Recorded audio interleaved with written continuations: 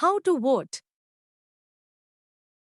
Go to the first polling officer who will verify your identity using the voter list. Then proceed to the second polling officer who will mark your left hand index finger with indelible ink, give you a slip and take your signature.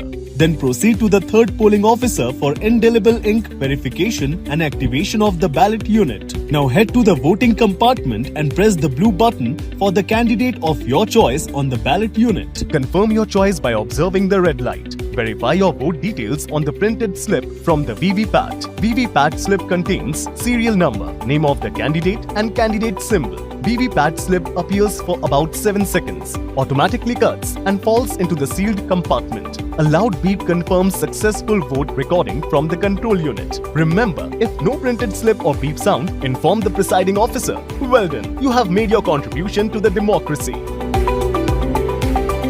Every vote matters.